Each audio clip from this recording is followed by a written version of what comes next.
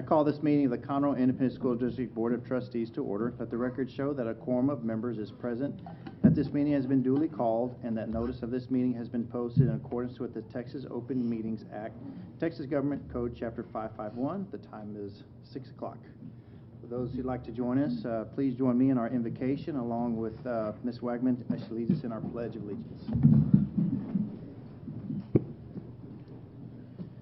Most gracious Heavenly Father, we are grateful for this day. We are grateful for this opportunity we have to gather and visit and handle the business of the school district. We are grateful for the opportunity we have to for the teachers and for the students and administrators and all those involved in Conroe ISD to have a much needed rest of spring break that is coming up, and we ask you to watch over all of us during that time. We invite you to be with us in our hearts as we discuss the business of this district this day. And we ask you to always be with us. And we ask these things in the name of our Savior Jesus Christ. Amen. Amen. Please join me in the Pledge of Allegiance. I pledge allegiance to the flag of the United States of America and to the republic for which it stands, one nation, under God, indivisible, with liberty and justice for all. And the Texas flag. Honor the Texas flag. I pledge allegiance to thee, Texas, one state, under God, one and indivisible. All right. You may be seated. All right. Thank you very much, Ms. Wagman. Item 2 is our citizen participation. Do we have anybody signed up today? All right. Very good. Moving on to item 3, human resources. Letter A, name principal for Houston Elementary. Dr. Knoll. Well, we have come to this exciting time of the spring, and here we are where it's a lot of new beginnings and new opportunities for folks, and so we will have opportunities here to name 4 new principals tonight. But I'd first just like to say welcome to everybody. It's nice to have this room full of so much joy this evening, and I have you all here and to meet so many family members, and I know that we'll get a chance to meet you, but also to have so many of our great teachers here to support those that you love and work with as well. So we welcome you all here this evening, and it's just great to see you. So let's start tonight with our principal for Houston Elementary. We first want to say thank you to the great work that Paula Nicolini has done as the principal of Houston Elementary. I know that Ms. Nicolini is here. If we can see where she, thank you, Ms. Nicolini, for your great work.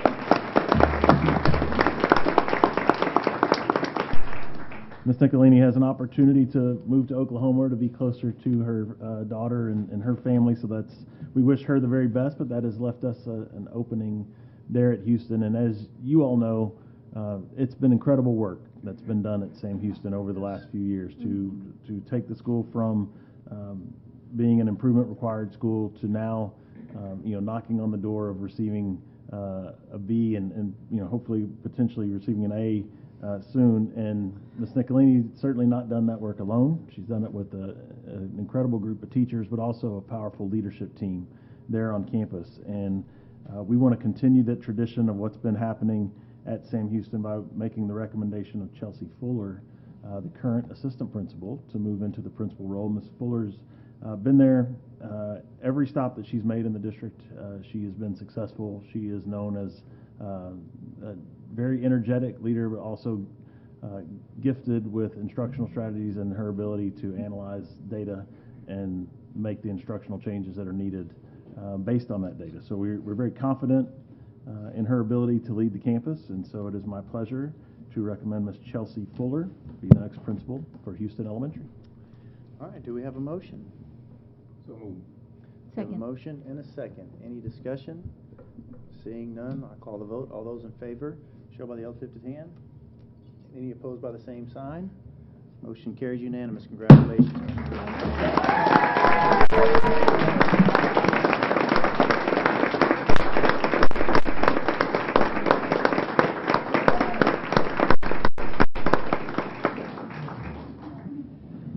Okay, President Hubert, members of the board, and Dr. Knoll.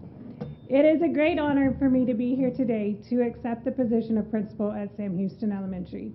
I would like to thank each of you for giving me the opportunity of a lifetime. Following Ms. Nicolini will not be an easy feat. She's been my principal and my friend for the last 2 years, and I will miss her bright smile, the positive energy she brings to a room, and hearing her jingle her way down the hall. Paula, your time at Houston has truly made a lasting impact on all of us. To my family, Jeff, Kenny, and Finley, who are with me tonight, if you'll stand up.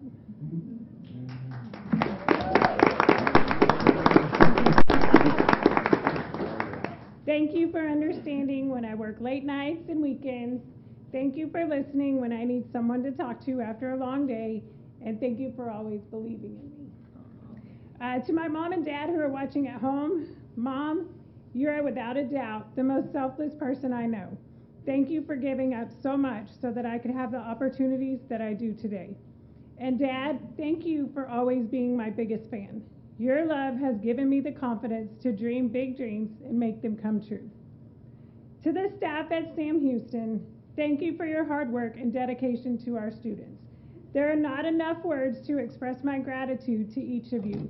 I am beyond grateful to be selected to lead our campus, and I promise you that I will work my hardest every day to serve you and our students.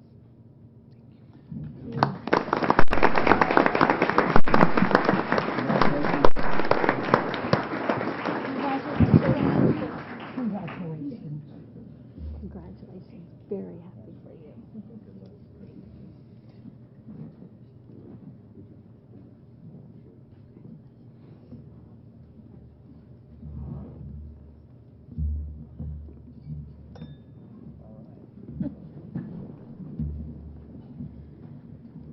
Household of educators. Very Indeed, nice. absolutely. Very nice.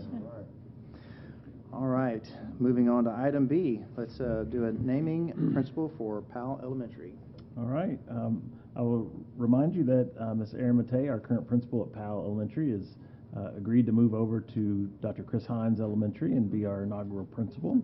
So that has something we get a woo out there, something requisite when we say that. This left us an opportunity to find another principal for Powell, and there's been a little bit of turnover at Powell. We stole Miss Garrison and brought her here, and then that took Miss Matei to Powell, and then now we've done it again, and so we felt like it was important to really kind of lean back into the history of Powell, and so we were able to find somebody that spent quite a few years there, actually there as a teacher, and spent many years, and then also serving as an assistant principal there previously as well. So very familiar with the Powell family. This is another one of those examples of hiring somebody that has strong Conroe ISD roots, was great family roots in the school district, was a student here, graduated from Caney Creek High School. And I don't want to embarrass her, but I'm going to mention this because I think we should do more of this. She was a valedictorian of her graduating class. We should hire more of them. And so I think it's something that we should all be very proud of. So tonight I am honored to make the recommendation of Ms. Erin Anderson to be the next principal of Powell Elementary. All right. Do we have a motion? So moved. Do we have a second? Second. All right, a motion and a second. Any conversation? Seeing none, all those in favor show by the uplifted hand. Any opposed by the same sign? Motion carries unanimous. Congratulations.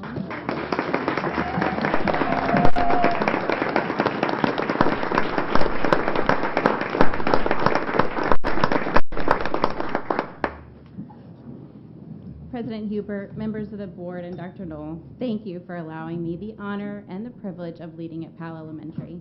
I started my teaching career at Powell Elementary many years ago, and I am excited to have the opportunity to work again with the staff, students, and community.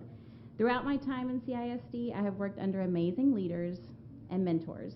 I want to thank Lisa Garrison, Erin Matei, and Tammy Eldridge for instilling confidence in me and urging me to improve my skills. Thank you to my parents and my family for encouraging me from the very beginning. Part of my incredible support system is here tonight with me, my husband Adam, our boys Patton and Forrest, and my mom Virginia.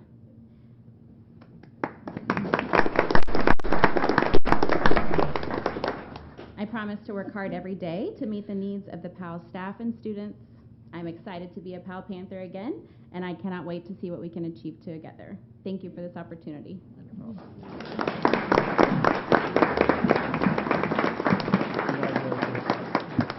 Congrats, nice to see you again. Welcome back.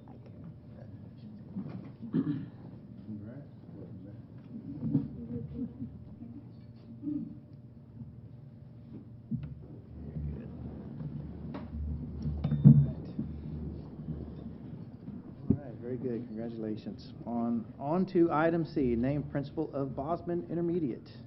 Okay. There's a theme tonight. Indeed.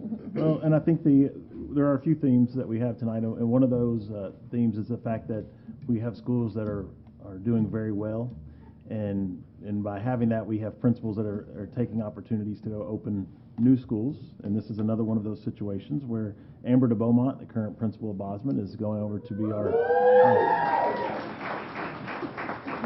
brought her cheering squad.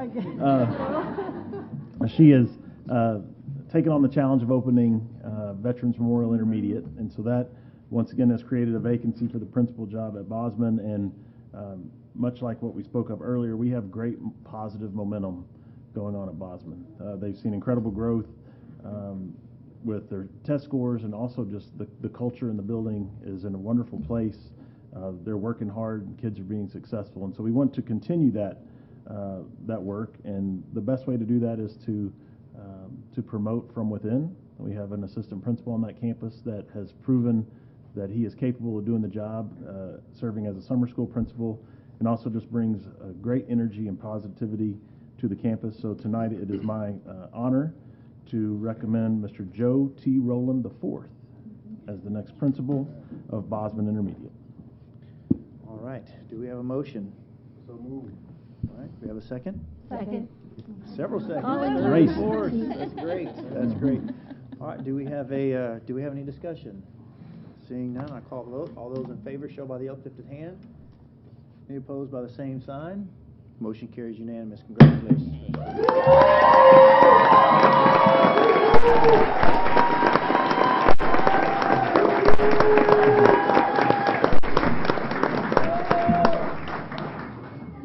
Thank you, guys. President Hubert, board members, and Dr. Knoll, thank you for this amazing opportunity to lead Bosman Intermediate. I do not take this task lightly. First, I would like to thank my parents, my granddad, my great-grandma, who couldn't be here, my Phi Beta Sigma fraternity brothers, my West Tabernacle family, and all my family members who came to join me in this moment. I would not be here without you. Could you guys please stand for me? Thank you. That's Joe number 3. I would also like to thank a few dynamic leaders who have impacted me significantly. Dr. Carlton Todd, thank you for leading the way and always being in my corner. I'm excited to continue our work in the Golden Triangle. Melissa Ralston, all right. Thank you for hiring me and bringing me to Conroe ISD. Now I get to work alongside you in the Golden Triangle too. Jeff Fuller, Dr. Stickler, Hartwell Brown, I appreciate your insight and always being willing to give feedback. They don't pull punches. To Dr. Medford, Dr. Taylor, Dr. Winkler, Dr. Upshaw, thank you for always demanding my best and being excellent examples of leading with dignity, passion, and grace. Amber Big K de Beaumont. There's not enough time to express my gratitude for you and how you've supported me. I know we will finish this year strong and hit the goals that we set this year. Somehow, some way, we have to find a way to keep making our skits. 2 words, comedic gold. To my beautiful girlfriend, Stephanie, over here. Thank you for your encouragement, accountability for balance, unwavering support, believing in me, and joining me on this journey. I have plans for you. Bosman Intermediate, I have plans for you too. Plans to demand more for myself, help us pursue excellence in all we do, lead with love and understanding, and make strong connections to elevate those around me. As we continue our work to be better than the best, I look forward to continuing our path of growth of ourselves and our Broncos and having fun while we do it. That's important to me, to make sure that even on the most challenging days, you get joy and fulfillment at being at Bosman Intermediate. It's essential that you also know that you matter and your efforts will always be appreciated. Bosman Intermediate, I have plans, but those plans mean nothing without your efforts every day, every minute, and every second to ensure our Broncos are successful. Thank you for always showing up for our students. I'm excited to lead the most dynamic staff in Conroe ISD. Thank you again for the opportunity. Congratulations.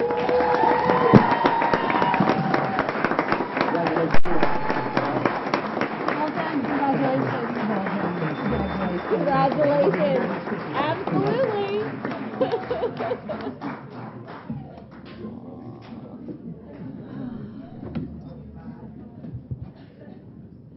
Mr. Rowland, I'd just like to say I don't know any campus that could have done it better than that.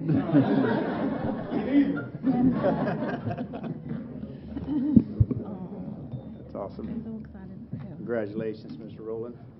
And for Bosman, a lot of great leaders coming out of Bosman. Indeed. Lot of. Absolutely. All right, moving on to item D, which is named principal for Grangerland Intermediate. All right. Karen Jones has left an incredible legacy in the entire Grangerland community. She has served as principal of Grangerland Intermediate and is really just a mainstay in the community. And she is going to retire at the end of the year, and it's well deserved. We're going to miss her dearly. And as that Grangerland Intermediate splits now into 2 schools, we were looking for a dynamic leader that could take, try to follow Karen, and that would be hard to do. So we knew we needed to have a great leader, and we found that just up the road a little bit. So Austin Elementary is a school that was also in IR, or improvement required, years ago, until we brought in a principal that completely changed the culture there. Dr. Pearson has done amazing work at Austin Elementary. She has proven that she can help students in that feeder be successful, work within the Conroe ISD system, and do it in a manner that is really unbelievable. Taking a school that was from improvement required to now is consistently earning B's and multiple distinctions every year, and she'll tell me if I get it wrong, but I think she was only about a point away from receiving an A this past year at Austin Elementary. So she has proven that she can do the work, and I think she's ready for a new challenge and to prove that she can do it on an intermediate level. And so we're excited to see her do that. So tonight I'm proud to recommend Dr. Serena Pearson to be our next principal of Grangerland Intermediate. All right. Do we have a motion? So moved. We have a motion. Do we have a second? Second. All right, a motion second. Any discussion? All right, seeing none, I'll call the vote. All those in favor show by the uplifted hand. Any opposed by the same sign? Motion carries unanimously. Congratulations, Dr. Pearson.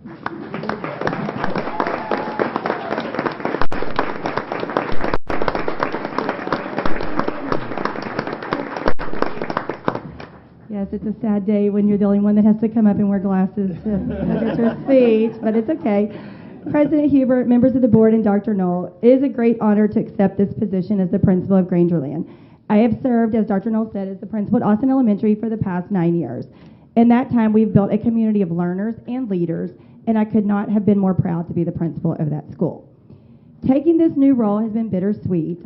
Leaving that family, and I had to deliver that news, and that was very hard, but gaining a new opportunity to have an impact on students as they leave elementary is very exciting for me. I'm looking forward to continuing to serve this community alongside some of the fiercest leaders who believe like I do that all means all. I'd like to thank a few people. I'd like to start with Dr. Stickler. I'd like to thank you for your endless leadership, friendship, mentorship, and most importantly, your continuous belief in me as a leader. I'm thrilled to be working with him in this new role. I'm just super pumped about that. Dr. Shelley Winkler, who was there with me from the very beginning, the first day I walked into Austin Elementary. She had just gotten her new role as the director of elementary. I'm newly named principal from outside of the district, and we had a very tough job ahead of us, and with her leadership, really great things came to fruition at Austin Elementary. I'd also like to acknowledge and thank Karen Jones for her leadership and love for the Grangerland community and its students. Her legacy is one of love, acceptance, and servantship, and her departure from this role will be deeply felt.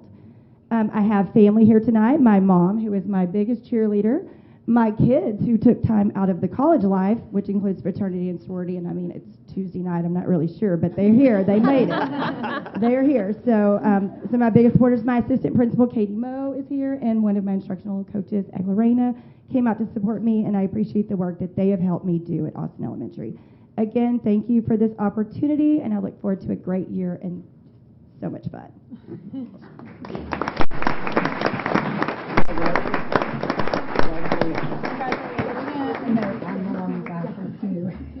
Congratulations.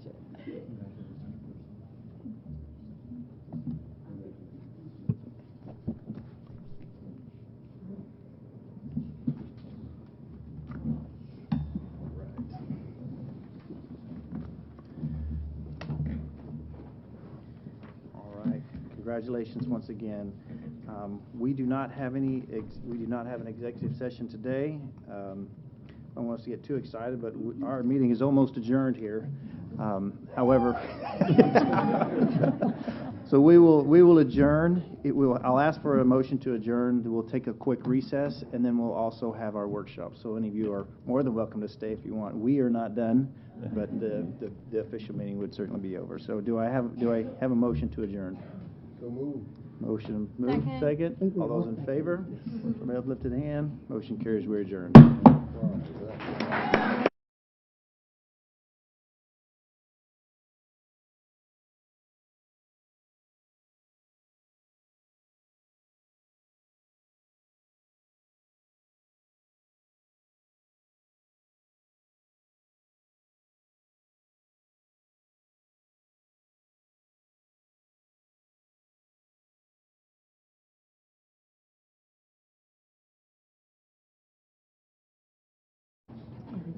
All right, good evening, everyone. Welcome to tonight's Conroe ISD Board of Trustees workshop. This is Tuesday, March 7th. Appreciate you all being here. I have did remember to pass down the sign-up sheet today, so thank you for that. Tonight we are going to, first let me check item 1, my apologies, citizens participation. Ms. Godfrey, do we have anyone signed up this evening? Okay. So we'll move on to our second agenda item, our bond planning committee update. And I want to start by saying thank you to our great bond planning committee. We're gonna hear more about them tonight, but the work that they have put in, the amount of information that we have unloaded upon them has been unbelievable, and there's more to come. They'll have many hard decisions to make in the upcoming days, but we're gonna be there to support them. And our intention here tonight is to share with you information that they have received. This is also all information that is available to everyone in our community. It's forward-facing on our website. So what we'll do this evening is hit the highlights of each of the meetings in which we've already held with them and share just a couple of slides of kind of a high-level overview. Once again, we'll show you where you can receive all of the information and go deeper if you wish, but we wanted to just keep you abreast of their progress and process as we move forward. So I will turn it over here to Ms. Blakelock. Yep. Good evening, President Hubert, members of the board, and Dr. Knoll. I am so excited to be here again before you to share updates about our bond planning committee. As you'll recall, I was here a few weeks ago, and we talked about the schedule and the overview of events, and I am happy to report that we are almost at the midpoint, so there's been a lot of learning going on. So one of the things that we think is very important with this process is transparency. We are working very hard to provide any materials that the bond planning committee needs. We post that information on our public-facing website, and we really work to have a broad representation across our feeders. And of course, you guys know that since you approved the membership roster a couple of months ago. We're also working to ensure that there are many lines of communication between the bond planning committee members and district resource personnel. So the first and foremost thing that we do is the district resource personnel arrive at 5 p.m. before every meeting, and that is time when they can talk to the bond planning committee members and they can have one-on-one question time. We provide a QR code we post in the room during the meeting so people can scan and submit questions later. We provide paper comment cards. And then this week, we actually started having BPC chats via Zoom. And so we had our first one yesterday. It was quite successful. We met with about 8 of the committee members and just had more Q&A time because we know it's a lot of information to take in. So what we'll do tonight is we're going to give a brief overview of each meeting, starting with meeting 1. So you're going to get to hear from the individual sharing the table with me and just catch you up with what we've been up to. If I can just jump in maybe here just for a second on this slide, just to kind of give you a broad picture of what we're working through with the committee. You're going to see tonight and what's going to happen at the meeting this week and then the meeting after spring break. We are in a stage right now where we are just pouring information into them. It is a lot of information, and I know some of them are beginning to really feel the weight of that. It's heavy, it's a lot. But we want to get them all of the possible information before we start asking them to make too many decisions, because it's hard to make a decision until you know everything on the table. So as we move forward and we come to the end of March there, you see March 30th and then April 11th, we'll really begin to work on building what would be Proposition A, or the biggest piece, main proposition. So that will begin to take more shape here at the end of this month and then into April, and then we'll wrap up by considering items that could be included in potential propositions B, C, D, E, whatever they may recommend. But we do hope that we would have, by May 11th, that we can have, a full package ready, and then we'll be seeking feedback from the community throughout May and June and into July, and then in July we'll ask them to make their final. If they want to make any changes to their package, we'll ask them to lock that in at that point. Then at some point in August, they will present to you all their proposal, and it would be your decision. You could accept their proposal, you could make any changes that you all see fit, but it would be in middle of August when you all would need to make the decision as to call a bond election and what would be included in that. So it's a long process, and we're very much in front of it right now, but we're going to keep working through it. So. August 21st. That's the final day. Is the final day. Yeah, Yes. call. Okay. We have 2 meetings already scheduled in August. We have an early August budget workshop that we could easily add a special meeting to, so it could be there, or we have a regular meeting in August before that date as well. So we already have 2 on the books that we could just choose to do one of those. All right. All right. So at our first meeting, Dr. Knoll provided an overview of the district, of which you are all very familiar. You've all seen our district overview presentation. One of the other things we did is we started the conversation on defining consensus, because it's very important for the committee to agree on what they agree on and to have a set number for that. So I'll talk more about that later when we cover a later meeting. But it was very important in the first meeting to define the purpose and the process. And as you know, the purpose of the Bond Planning Committee is to study the facility and capital needs and make a recommendation to you for a future bond program. But the first task is to determine if a bond referendum is even needed. So at our second meeting, I believe it was, we asked them, what do you feel after hearing the growth presentations, do you feel a bond referendum is needed? And 98% voted yes. So we're moving forward in that process. And the committee is developing a package to meet the needs of our district for you to consider at a meeting later this summer. The process, Dr. Knoll shared a lot of that information with you when he went over this schedule. We are assessing the facilities and capital needs. We're studying demographics and growth. You have heard that presentation. The Bond Planning Committee heard that presentation.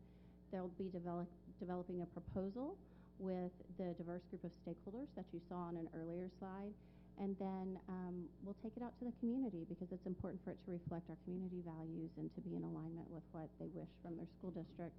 And then we'll come back, we'll review that feedback, and then it'll be a presentation to you later this summer. So they also got to hear about School Finance 101, so I'll turn it over to Darren Rice.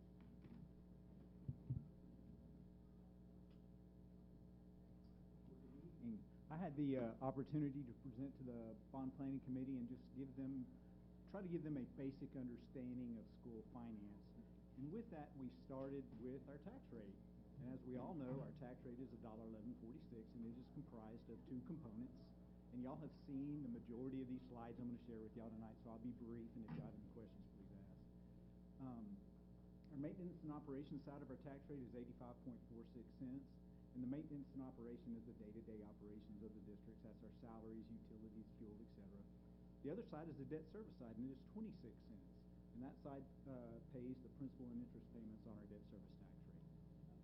We also shared with the committee our tax rate history. And since 2018, 2019, through the current year, we've decreased our tax rate by 16.54 cents. Giving you a little projection into 23-24, we are looking at, with current legislation that we have now and the further tax compression, a further decrease of our tax rate of about 5.5 cents moving Now, this slide really helped the committee to start to understand the relationship the district has with property values, and it was eye-opening to the committee. And it, as we all know, this slide demonstrates how higher property values do not increase the district's general fund revenue. There is no net new revenue in the general fund. And the increased property value benefits the state, not the district. And then we also emphasized how that increased property value does help us on the debt service side. We also shared with the committee what are allowable and unallowable uses of Texas school bond funds. Allowable uses include construction and renovation of facilities, acquisition of land, school buses, vehicles, safety and security, and technology. Unallowable uses, once again, are the day-to-day operations of the district. Salaries include pay raises, stipends, and bonus, and other operating costs like our utility bills and fuel. Now, this chart represents a debt per student comparison with districts in our area that have passed a bond referendum in the last year. This is just the current bond referendum that they passed, not their total debt. And as you can see, on a debt per student basis, if we use CISD enrollment estimate and applied that to other school districts' debt per student, the results are amazing. Our equivalent bond referendum at Splendora would be about $3.4 billion. If we compare to Montgomery's previous bond referendum, that'd be about $2.6 billion. Spring, $1.9 billion, and at Willis would be about $1.2 billion. These are upcoming annual capital needs, and without the passage of a bond, these capital item needs will have to be addressed out of the general fund, and that means taking money out of the classroom. Now, these are annual needs. This means every year we would have to address these. That would be portable buildings for our 3,000 student growth, technology needs, infrastructure needs, buses, and about $63 million a year.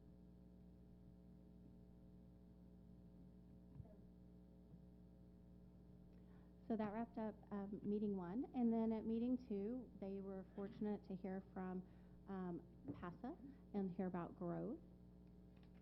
And so you have seen these slides and heard this presentation, and just as you were surprised when you saw this graphic, so were they. And so it took some time for them to digest how we have met and or exceeded PASA's projections for the past number of years, except for one, the COVID year. And that really kind of formed the foundation for the rest of the evening. They were provided with these projection charts showing when the utilization would exceed, different capacity rates, which is startling when you just even glance at the colors without looking at the actual numbers. And then the conversation ended with this slide, because this is where the recommendations for the schools came in. And so much of the conversation since this meeting, since the committee has seen this slide, is talking about capacity and working through what we do once we get our results from PASA. PASA completed the study. They received all of their data well before we'd done zoning for several of the schools. And so several of the schools from the 2019 bond are included in this. And so we've provided the committee with updated projection charts and capacity charts, as is our typical mode of operation when we get an updated study. So it's really been a great conversation in helping the committee members understand what impacts capacity and numbers, such as the shift from half-day pre-K to full-day pre-K, the different programs that are offered at campuses, and it's really been great conversation. They also got to hear about marketplace and construction costs, and I'll turn it over to Mr. Foster. Now, these are slides I don't believe you have seen. I'm going to be quick, or try to be quick to go through them, but if you do have questions, please stop and ask, because I want to make sure you understand what we're going through. We did give a presentation about market and construction costs. We brought a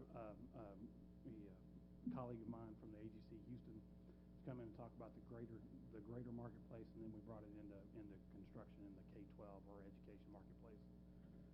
Just background, over time, the cost of construction goes up. This is our benchmark kind of plan. This is our annual bid, effectively an annual bid for elementary schools, going back to 2012. And you can see the general trend is up. There's been a large spike here recently at the end of our 2019 bond referendum. And this is really what we want to talk about is construction inflation, because it's something we need to plan for. It happens, and we need to plan for it. The 2019 bond referendum was planned with 6% construction inflation each year until the final year, which we chose to go 0 in anticipation of a market kind of flattening out. That didn't happen. I mean, lots of things changed between the 2019 bond and where we are today. So we saw growth 6%. We were right on target, and in the last 2 years we've had some pretty unprecedented construction inflation. In construction inflation is really the risk tolerance for the district. So we have to find the sweet spot. If we overestimate inflation, it means there's extra money at the end because we didn't spend it. And what that means is money that's not spent, bonds that were not sold, or it could potentially extend the life of our program, and once obligations are met, move into other capital improvements as we see them as they arise in the future. If we underestimate inflation, that's where it kind of gets tricky. So we generally carry a contingency budget to help mitigate that risk. But if we run out of that contingency budget, we look at cutting scope. So that is making a promise to the voters but not being able to fulfill that promise. If we find ourselves at or near there, then we would attempt a supplement with the general funds from our M&O budget, which we've currently created a contingency fund for the 2019 bond referendum. We haven't used it yet, but it is there just in case we do need help finishing out the 2019 bond referendum. Currently, the market forecasts are somewhere between 8 and 12% annually, which is pretty significant when you look at the overall size and shape of what we're talking about. So we're going to show you a model or two in just a second to show you how that affects the numbers. But before we get to that, I want to talk about this slide in particular. If this is the only information you get today, this is what I would deem very important. We're not bidding any projects to build a bond referendum. We're creating budget estimates. None of our projects, they're all concepts at this point, very high-level discussions on what could be done at campuses. But in order to bid it, we would have to advertise it publicly to solicit bids from the marketplace with a fully designed set of plans and specifications with enough detail for the trades to be able to quantify material and labor for the work, and then have a schedule, and that's where construction inflation comes in. When it starts affects how much we need to budget for. So what we're creating are budget estimates, bond budget estimates.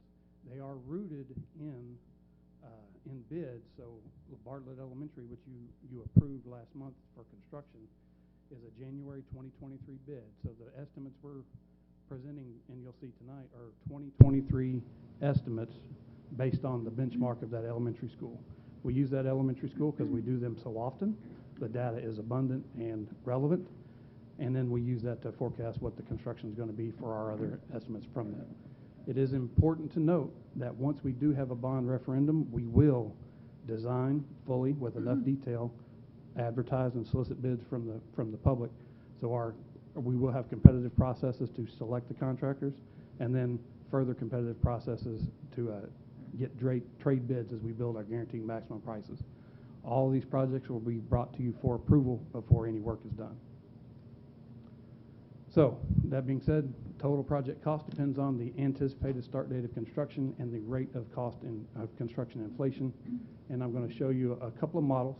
These are new capacity projects that have been presented to the bond planning committee. So just kind of orient yourself with the screen for a minute. The orange bars are variables in our equation. The horizontal bar is the projected interest or inflation rate year over year. And you see it as variable. This particular model is 8%, 8%, 6, 6, 6, 6, 6, on into the future. Each of the vertical orange bar is the year the building would be scheduled to open. And then there's a little formula to talk about when construction would start to achieve that year opening. So the second column is the January 2023 cost projection based benchmarked against our Bartlett Elementary bid. And then you can see the third project down is Mavera K6, a $54.6 million anticipated cost. Year open 2025, construction start 2024, yields a bond budget of $59,013,000. If you just move a couple of bars down to elementary Conroe feeder, a 26 start, 26 open, a 25 start, you see that same $54 million turns into $63 million. And that's a compounding model as it moves forward. Can you pause just a second? No problem. And just help me with the 54, because Bartlett was 37, right? Well, that is just the construction costs, and there are architect's fees, design fees, what we call soft costs, the furniture, fixtures, equipment, the third-party testing, all the other things that are associated with building a state-funded or bond-funded project. So what was Bartlett all in then with soft costs? So the Bartlett all-in currently is scheduled to be around 42 million. 42, and then you took 42 and escalated it by 8%? So no, that's not exactly the same. So 54? our Bartlett Elementary is the old model, if you'll recall, built under the TEA guidelines that changed in November of 2021. So the 2019 bond referendum and all the projects were built out of the old TEA guidelines. The new TE guidelines, for which this bond would be under guidance of, and our ed spec that you approved at the January meeting, those dictate the overall size and shape of our buildings now. So if we were to build Bartlett today, it would be larger, physically larger. So our estimated increase in the total square footage for those programs is about 15%, which yields an elementary school. Bartlett is 127,000 square feet, plus or minus. The model that we're looking into the future will be about 140,000 square feet, plus or minus. So the per square foot is the benchmark. So Bartlett came in just under $300 a square foot for construction. So the model, this $54 million model, is based on $300 a square foot times 140,000 square feet, and then all of the things associated with the soft costs that are a factor of the construction cost total to that $54.6 million. So the difference between the 42 all in Bartlett and the 49 or 48 before escalation is just the new requirements, the new things we have to do to meet the requirements in our buildings. Generally speaking, yes. Okay. And so those new requirements, and I know the answer to this, but those new requirements cost us in an elementary school approximately $6 million. How much did the state give us to execute those new requirements? If I'm not mistaken, the state doesn't provide any funding for capital improvements. Yes, thank you. If I can just make a point on this chart, just because I know you're probably looking at it, analyzing it. These are in no particular order at this point. So that if you're looking on here, please don't assume that because you're seeing a time, we have not gone in ordered a time. This is just what is being presented. The committee will analyze all of these things and may move things up higher or lower, and also they're not going to be able to authorize, as you can see the totals here, they're not going to be able to authorize all of these schools. So there'll be some of these will be cut out. And the $5-ish million for the soft costs, or $6 million, whatever, those have the same forecasted rate of inflation or escalation factor? Yeah, each of those soft costs, I mean, with a few exceptions, are factors based on the cost of total construction. So like our architect fee, for example, is a fee based on the total cost of construction. We start their purchase order with a target budget, and then we reconcile that when we get a GMP. If it goes down, their fee goes down with it. If it goes up, I've got some mechanisms to help protect us in that particular. If we make it go up, we want to pay for it, but if it was a mistake, for example, we're not paying for their mistakes. But generally speaking, the soft costs are a factor of the total cost of construction, so they're a percentage-based program. And so you're seeing the same forecasted escalation rate in Generally, kind of labor? Yeah, generally speaking, for the items that we're buying, because we're buying institutional furniture, institutional equipment, it's not what you would go buy for your own home. It is a chair, for example, that's meant to last 50 years, which we wouldn't necessarily buy in our own home. I mean, so the inflation rates for those items are generally in line with what we're seeing in construction. Okay.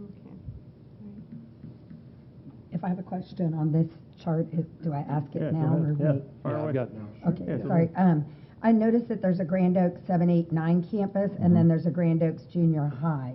Yeah, so let's talk about that a little bit. Okay, because thank it's part of you. what so like the Grand Oaks Junior High, for example, will definitely not make it into this plan, like the standalone junior high. So what we have done, the very first meeting, the committee talked about, we asked them for what their priorities were based on what they saw. And their priorities were a high school in Conroe and a Caney Creek High School as well, so something there. So they wanted 2 high schools in this plan. Well, as you can see with our budget of what we've talked about and we're going to see based on some survey data and the financial capacity numbers, our top end probably, what I've told them is their ceiling, not that they have to get to the ceiling, but their ceiling for a package is about 1.8. So 2 high schools in this package would be about 800 million right off the bat, just those 2 schools before we ever started. So we tried to find a way, how in the world could we meet those needs as well as meet the needs in the Grand Oaks feeder zone without eating up their entire budget. So what we brought forward to them was a solution that included building the new high school in Conroe a little bigger, so bumping it up to 3,800 student capacity, and then building a 9th grade campus in the Caney Creek feeder zone. Instead of building a second high school, building a 9th grade campus on the land that we own on 242, build that as a school, a building that could convert in the future to a junior high. So in a future bond, it could convert to a junior high. So not this bond committee, but the next bond committee could make a decision with Caney Creek High School. Do they want to split Caney Creek High School and build a second high school, and so that it splits, or would they like to make a decision to take the current Caney Creek High School and keep it as a 9-10 campus and build a future 11-12 campus for Caney Creek? So that would be an option that the future bond committee could do. To do that, we would need to pull some kids out of Caney Creek into this new high school in Conroe, so we would need to build a new junior high in Conroe, which is on here. We were going to need to do that anyway. Making that shift alone saved about $160 million out of this bond. So significant savings out of this bond. On the Grand Oaks situation, the same situation occurred. If you looked at just the current junior high situation in Grand Oaks, York Junior High is about 2,200 kids, projected to go to about 2,500 kids. So if we split them completely right now, we would be left with York Junior High being half full. So, but we need a solution at Grand Oaks High School as well. So in the land that we own adjacent to Grand Oaks High School, what we are trying to figure out exactly how to build it, but is building basically 2 campuses on one piece of land. Once again, a flexible building that would open as a junior high, a 7-8 campus, and then a 9th grade campus sharing the same piece. So it would function as a junior high, 7-8, with a smaller capacity, so not a full-blown junior high, probably be 700-800 student capacity, and then a 9th grade campus in that same building. Once again, that building would have flexibility so that in the next bond, when they wanted to come back and build a whole new junior high in that feeder, then they could do that, and then the building that we're building now could convert into fully and wholly a 9th grade campus, because it would need that capacity at that point. So it's this flexibility ways of trying to figure out how can we maximize these buildings to not have empty seats ever, and how do we save money in the bond package. So there still would be a junior high in Grand Oaks. It would just be that campus of 7-8. They all make fun of me when I say this, but I always make the point that to say it like it's said on here, 7-8, 9, because they would be 2 separate buildings. It would not be a 7-8, 9 campus. They would be separate, but then when the time came to move those junior high kids out, the building would easily convert to being a pure 9th grade campus. And so expense-wise, because we've seen it, being done with the Woodlands High School. Expense-wise, as far as duplicating, like, the libraries, the transportation of getting those kids that have to go over to the 10th, 11th, 12th grade campus, the high school campus, all of that still outweighs the whole building issue. Yeah, so expense-wise, at Grand Oaks High, so for example, at Grand Oaks High School, we couldn't build that singular building large enough to hold what it would hold. So like we couldn't add on to that building and hold what it will need. What we may get in the future, depending on, you know, does that whole Townsend tail develop, we may eventually have another high school back there, right, which would you know, ease that. But until that happens, we may get to a point down the road where we need the 9th grade campus and we still have to add on to the current Grand Oaks High School just to hold 10 through 12. Now the beauty of this one is this setup will be much more similar to Oak Ridge High than the Woodlands or Conroe, in that the 9th grade campus is just on the other side of the parking lot. Now we still will not want kids walking. We will still run a shuttle, but the properties are contiguous. So in this scenario. Yes. Okay, so back to the question then we don't really have massive transportation expenses because it's just a shuttle back and forth. There. Yes. And then the second thing is the other kind of soft costs of would they still have their own library, and the Grand Oaks would have their library, and the junior high section would have their library? So I'm just talking that type of. So we're working. I think we had a first meeting cafeterias, yesterday with the design of the building, and those are the questions that we'll need to try to figure out with the design of the building. Is like, can we build it in a manner in which the library, for example, is central, and there is a way that gets shared between what was currently the junior high and the high school, and perhaps it's even partitioned, and then so we can open it up in the future. Same thing with the cafeteria. Is there a way that the cafeteria could be shared or not between the two buildings? So that's where we have to try to manage those pieces. It will absolutely be more economical this way than to build a standalone junior high somewhere that held 600 or 800, because that wouldn't be very economical. So we're still going to get what are we saying, 1,600 students, Mr. Foster? Is that what we're 1,800. 1,800. So it's going to still be a very efficient building because it's going to hold a lot of kids. But, you know, things like gyms, library, cafeteria, we have to try to figure out how to make that work, because and it's fair enough. Like if I'm a 6th grade mom, I want to know that there's separation. Yes. However we design it, there will be separation, so that, you know, I'm not worried about my incoming 7th grader dealing with 9th graders. Well, and vice versa. Yes. We want our 9th graders to feel like they're in high school. They're in high school, and to help develop that maturity and that growth. Indeed. And I'm not as worried about the gym space, like the expense of putting in a gym and then it being used for classroom space later, because it's open space. Yeah. I'm just not wanting to throw money into multiple, expenses of libraries, expenses of cafeterias, and then tearing them out to put something else in there. No, I think if, you know, what we're looking at is to see things like this. You know, could it make sense to have, certainly could make sense to have a single kitchen, right? Because then the kitchen could serve both. And perhaps we have a separate cafeteria for both, but perhaps there's a wall that divides them, that in the future that wall could easily come down, and then it's a singular cafeteria for the 9th grade campus when that day happens. So we have, like I said, the first meeting was yesterday. It's going to take quite a few because this won't be a duplicate type building. It's going to be a one-off kind of deal to try to make sure we can make it happen. And the same, not the same, but you know, we'll be having similar conversations with that Caney Creek 9th grade to make sure that whatever we do there makes sense for that to become a junior high one day without giant costs associated.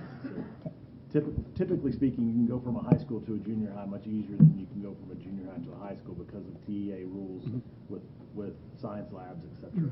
So that's a great question. So Indeed. Okay. Go ahead, Mr. Davis. Yes. Dr. Lowe, the 800 million, Would you mind moving your mic over? the 800 million, where'd you get that? The two high schools, I'm struggling with that. Well, but you can see like the first high school, Conroe area high school, is 3,800 students, and but it's billed at 385 million. And so this is actually a lower, easy showing you right now, a lower estimation of Oh, we'll show you the big one here. in just a second. inflation. You want to flip to that one just so that you can kind of Absolutely. see. So this is the big one. This is the big one. 12% across the board. So this is That- where I got 800 million is Mhm. that the high school in Conroe here is 413 million. So the one in Caney Creek would have been a little less probably because it would have been smaller. But I want to make a point. Easy mentioned risk associated with inflation, and this is one of the areas that we could use your input and your help, because you look at this slide now.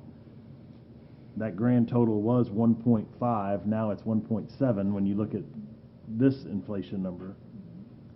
So it's true, there is absolute risk in putting an inflation number too low and getting to the end of the bond and not having enough money to build the schools. And we've seen that, like people are experiencing that.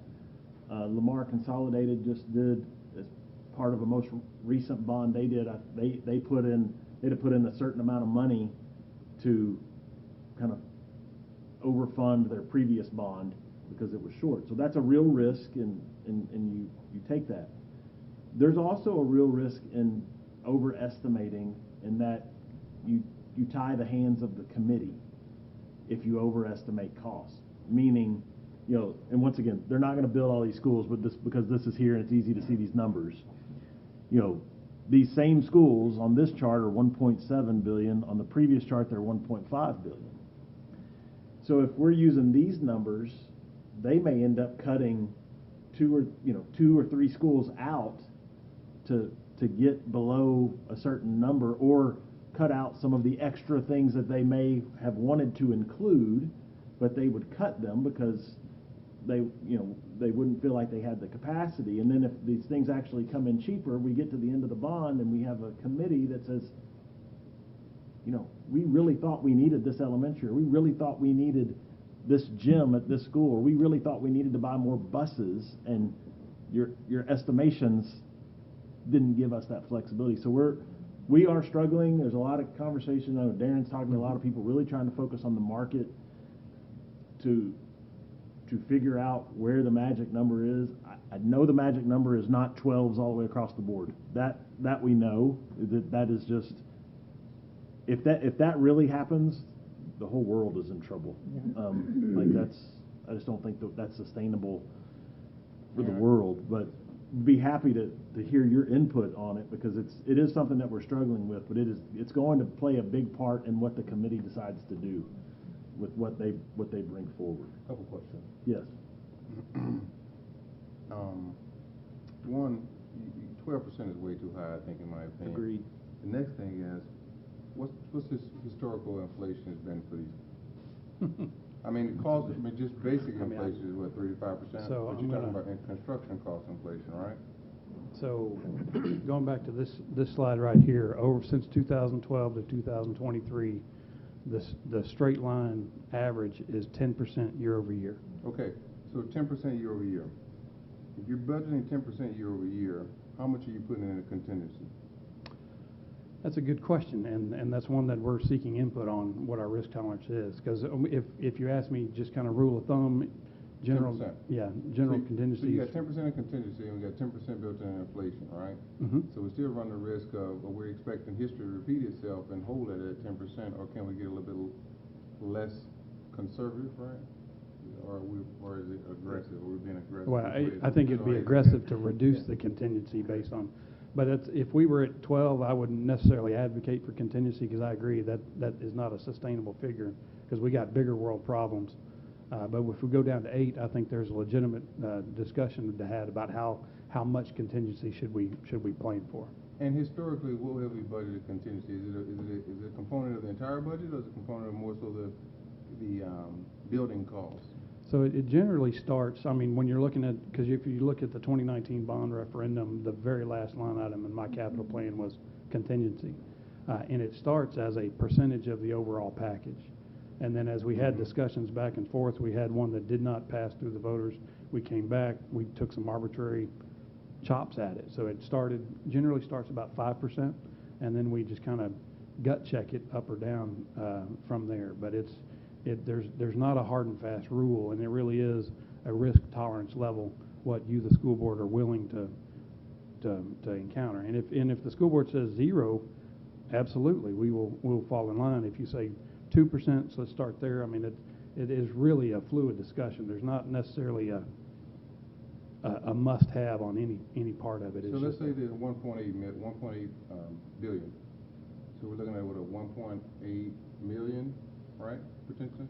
Well, I would think 1.8 million. It'd be closer to 18 million. Sorry, Yeah, 18, on the 18 million side. So 18 million, we're looking at 18 million. I missed the decimal. By the way, on these numbers, I think if preservation purposes, we round to the nearest dollar. Make the number look a whole lot bigger than what it actually is.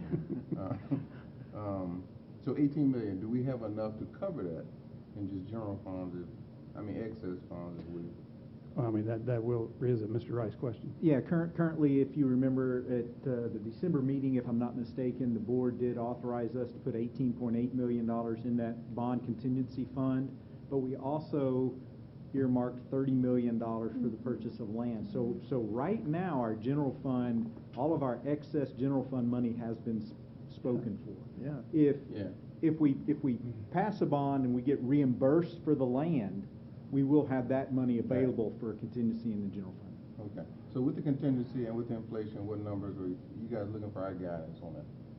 Well, I mean, Or as is that doctor, a I don't want to overstep my bounds, but Yeah, we're still delivering parts to the puzzle. Yeah, we're still working. It's really at this point asking you just to think about what your feelings are. We feel like 12. Can you go back to the last slide? We feel like 12 is too low or too high. I'm sorry. The question is like this slide 88 6666. Out. Is that too low? Are we putting ourselves in danger of not having enough funds by doing that? Is the sweet spot 10, 10, 8, 8, 8? Where we're just trying to find that sweet spot at the same time, making sure that the bond planning committee sees what we feel like is an accurate budget, and we want to be careful too, if we can. We would certainly prefer to build items that can be built out of bond funds, and leave money in our general fund available for you all to spend as you see fit on non-capital items, because that is the only spot where you have that discretion to say, if you needed to do a retention stipend, or you needed to, you wanted to fund a special program, you wanted to do things, that's where that money. So if we spend all that money out of there, then you lose that the area where you really have discretion, because so much of the other money just gets tied up. In the same breath, if we overestimate this, yes, we miss some capital items absolutely that we otherwise have to subsidize with general funds for. Yes. So that's my fear in overshooting this inflation number.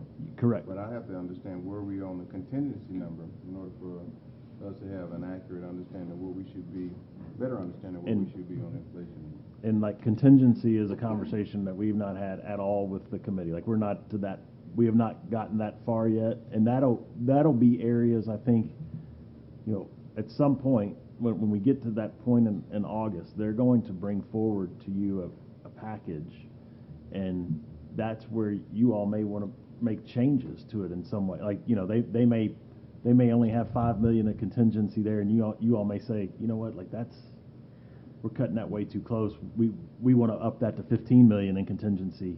Those are simple changes that you all may make. You may make them in August, but we're going to be bringing you, once they set it in May, we'll share with you kind of where they think they are in May, so we can get your feedback, and we can go back to them in June and July and say, hey, the board is worried about, it may be contingency, it may be land, it may be maybe a variety of things that you all want to give feedback to them on. Let me ask this question to Mr. Williams and the panel.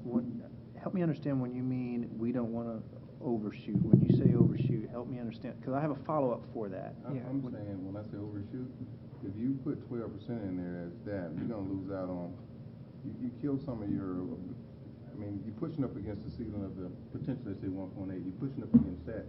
Right. Where if you brought it down, you'd have a little bit more headroom in order to maybe factor in one of these projects, is what I'm saying. So That was my only.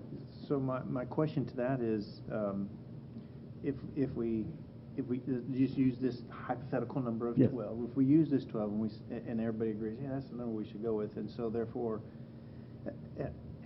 we're limiting these others, but if by chance it doesn't end up being 12, and let's say it's 4%, do we have additional money that we could say, we've got this money in the bond to put towards one of these other projects, or are we not, will we not be allowed to do that? Mr. Rice just got clarification on that. Yeah, we are able to use excess funds at the, but it has to be at the end of all projects being completed. Then you can determine that, you know, if, let's say we had $50 million left over, you could decide to, it would have to be in the same category where you had the savings. At that time, you could say, okay, we want to do an addition, build a new school, whatever we wanted to use those funds, but it would be limited to that category. So the danger there would be, let's say we do that, and let's say in the new schools, we ended up with $30 million left. 30 million won't build a new school. By that point, a new school is 71 million. So you really wouldn't be able to utilize that 30 million in any way. And what you're saying is, it would be better to use the 30 million now versus potentially having the savings and not being able to do anything with And it. it's just, But I see your point. but you don't want to be too short, right? Like, so that's it's a math game, right? But Could it be used to buy land? only, no, it has to be within whatever category Okay, it was, gotcha. you saved It it was from. approved Gotcha. for. Yeah, so it's just hard because you can see how, we're sitting here talking about we're talking about a ceiling potentially at 1.8, and once again, we're not building all these new schools. The line's going to have to be drawn somewhere, but, even at this lower interest rate, you could see we're already over 1.5. Dr. Knowles, but to add to this conversation, I get this, I understand this conversation, but there are several variables that we have to work within, and I think one of them is the fact that we're using the median for the growth in students as well, correct? Yes. So what if we're wrong there? Yeah, I think we all have to understand, and that'll be part of what we talk about with the committee, is as they're making decisions, especially how many new schools will they build, additional seats, because we haven't even gotten to the conversation about the 67 schools that we already own that need to be addressed, right? If they build too few schools, we may find ourselves in 2 years with elementary schools at 130% capacity and no school in the kind of in the hopper to come to relieve. We may be forced to come out 2 years from now with another bond, be it smaller, just to address a couple of those schools. Well, but also even today in the economy today, there was some expectation that interest rates were going to come down. Well, came out today, they're not coming down. We're going to have increases. Right? Understood, but the idea was hopefully they were going to be coming down, and this just means there's a strong chance that interest rates are not going to come down, and it's going to continue to affect all this. It will, and we're constantly looking at the market around us. I mean, the one thing about education construction is it's usually behind the commercial market a great deal, or a couple of years. So we're looking right now. You saw a list of bonds that had passed in 2022 in our geography, right? There's more coming in May, more coming in November. So we're trying to gauge that as well, because as those projects hit the streets, for example, the contractors that pursue K-12 work, the competition level is decreasing. I mean, over time it would. Now, we had 3 RFQs today for the high school and the 789 campus and an elementary prototype, and we got good participation in them. One, because we're a good district to work for, but as there's more and more work in the marketplace, timing is something we need to pay attention to, because the resources that are available to us will be stretched as they try to address every K-12 project in the greater Houston area. Easy. Okay. The chart you have, were you done? I was done, yes, ma'am. I'm sorry. The chart you have with the different elementary costs, the actuals, those are comparable? So generally speaking, so this is, I mean, we've been building the same prototype since roughly 2000. Okay. It has evolved, so it started at about 109,000 square feet. Today's version is about 127,000 square feet, but generally speaking, it is, I mean, from 30,000 feet, it looks like the same school when you're looking down on it. So this is a reflection mostly or significantly of just price escalation.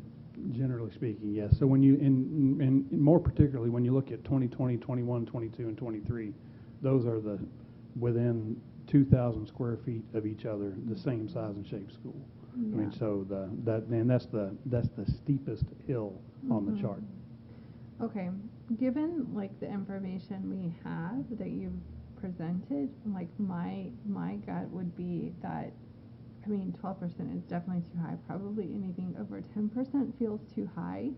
Something between 8 and 10% feels better. And I don't think we disagree. The final chart, we put 3 models up in front of you. This one starts at 10 and graduates down. So 10, 8, 6, 4, 4, 4, 4, which, you know, from straight 12s is still $160 million of savings, which is hard to describe at this point. But we're somewhere in this ballpark is where we're at. We want to show you all the models. And we can change the variables between now and when we build the package as well. So, and we have been promising the committee that we'll revisit all of our pricing before we build the proposition package, because literally our design teams are currently evaluating campuses, looking at things, and trying to make the best decisions for what options arise out of each committee meeting. So, I mean, it's just hard to swallow that, you know, 2027 in elementary school is $80 million. Like that is just really hard to. I don't disagree. But Easy than I used to talk about it. There's no way it could ever be 40. I did the math on Grand Oaks High School, what we paid for it, and what this high school. It's a 156% increase since when Grand Oaks was built. But I want to put asterisks around it because the guidelines are different today than they were in 2015. Right. So classrooms are bigger, spaces are bigger. I mean, the building's bigger, and this is for more capacity as well. So I mean, there's all kinds of, you know, the lens needs to be very clear so we understand. The market has to be willing to pay that, right? And I just, that's hard for me to swallow that. I don't disagree, but we are contacting Dallas, Fort Worth, Houston, Austin, New York. I'm sending all of my kind of benchmark figures to Dr. Null and Mr. Rice. I mean, I've comparing us to high schools in the East Coast, on the West Coast. I did one of our it's in the Metroplex area. They have a Prop A about $1.6 billion with 12 campuses. I know their descriptions, I don't know their sizes, but I can plug our numbers into theirs. We compare very favorably to what other districts are putting up in the marketplace. For that district comparison to ours, for the same 12 buildings, we are $400 million less using this formula right here, which is 8, 8, 6 through the end. I mean, so I think we're doing our best to put our best value forward, but really we just want to give you information so that you know what we're dealing with as from a market standpoint. So it's not to surprise you or overwhelm you, but 8% is what I'm hearing as the almost consensus in Texas. But we're looking at the market here in Houston going, well, we're where everybody's moving to. So competition is going to be something we need to be worried about. And with less competition, even when you get multiple bids, the prices tend to creep. So given these amounts, I mean, should we revisit the options of using existing structures and redoing them for schools? Ooh, interesting. So I've had several questions regarding, can you put a second floor on a single-story building? Can you put a third floor on a two-story building? And the answer is, it depends, right? And the hardest variable we have to deal with is where do you put the kids while we do that work? All of our buildings are full. I can't move kids out to do all the foundation work to go up. And so that becomes part of the equation as well. Even if we could afford to go up on an existing structure, I got to put the kids somewhere because that work is very invasive and will take some time. It's not a 58-day summer. That's 12-month process. Are you speaking of that, or are you talking about like converting of office and retail space into school space? Oh, I'm Um, sorry. I don't know, I'm asking, Presumptive, I yeah. don't know, make sure. Yeah, I was speaking more Okay. like that. I mean, we saw Tomball, right, by the Yes. Baker Hughes campus. Complex, Yeah. yeah. I mean, I know before it didn't make sense because there was so much work you had to do to be compliant with what we need to be compliant. But when we start getting into $80 million, like, does it become a little bit more economically feasible? Well, and the interesting part is when you start looking at the size and shape of our schools, because we've been looking at existing retail centers are all around Houston. There's big box retailers that are Yeah. sitting empty today. Exactly. But they're Mhm. about a third of the size we need to serve the populations that we're serving. So we would need more of them, and then that resource will be depleted very quickly as well. So it's not impossible, but it is problematic, because of the ones that we've looked at aren't 100% empty. And if we bought the whole property, we'd be looking at businesses being Relocated. displaced or relocated, which could be part of the equation, but it makes the thought process a little bit more complex. Well, and I know one shopping center that we looked at least the Randall's. yes, Used to be Randall's the right down estimation on was 42. it was gonna cost us more to 14. rehab that building. Like the cheapest, if we bought it, the cheapest way to go about it would be to bulldoze what was there and start over. Now, I have communicated like with Howard Hughes, with the Woodlands, EDP, those folks, they know that like if they run across properties that, you know, like the Baker Hughes deal, I think it was a great opportunity for Tomball. It was a smart move. Let me interject. Yeah. That Baker Hughes, that's not a school, is it? They have a CTE school, and then they're building an elementary on that site as well, and I think they're using it as an administration space. But It's the a building itself wasn't converted into a school. I think that building is gonna be administrative, and Yeah, I think they're using the land on the site. correct. A portion of it is their CTE school, I think. I haven't been there. I don't know. I know they're doing a lot of different things with it, but it was an interesting concept, and they moved on it quick. And I don't know that we have any facilities like that here, but it was a interesting deal. So, Indeed.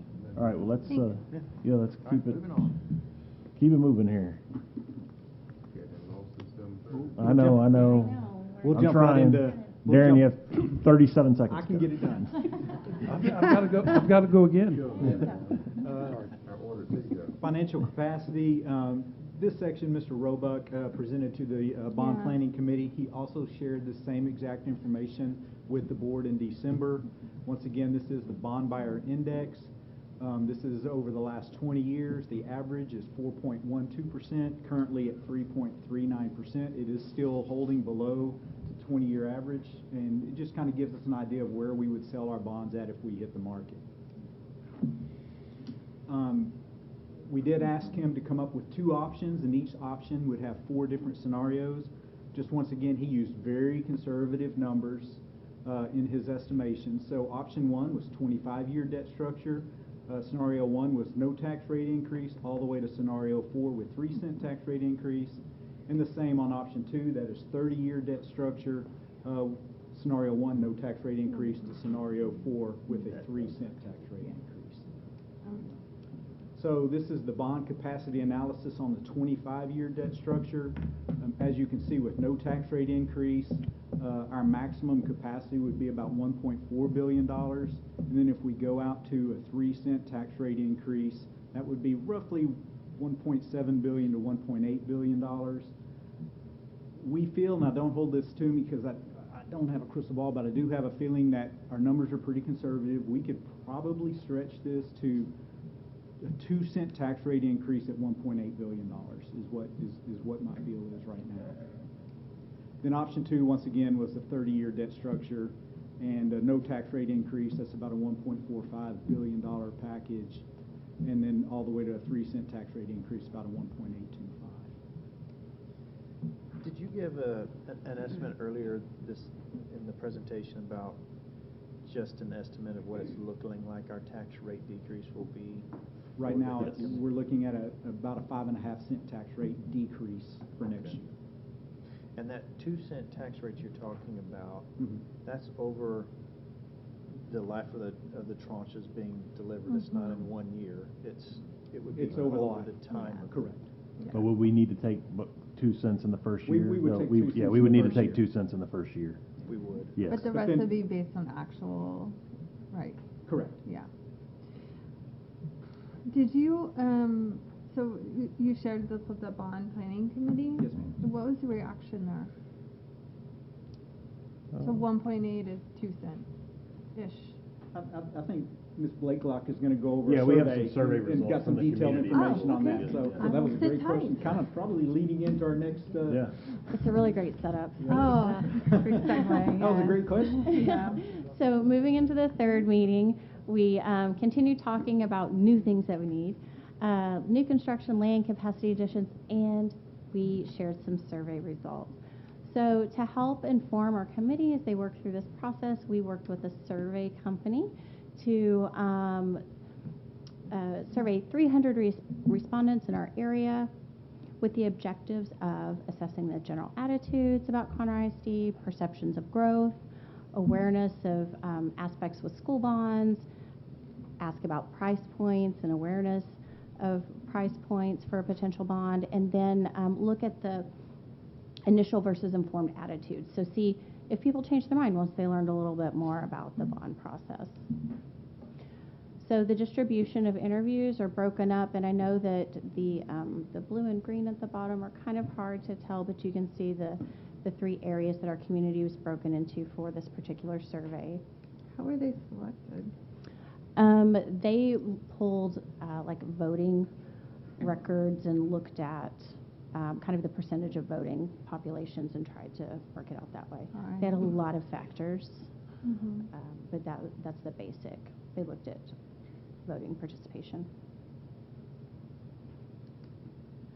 So, general views about Conroe ISD.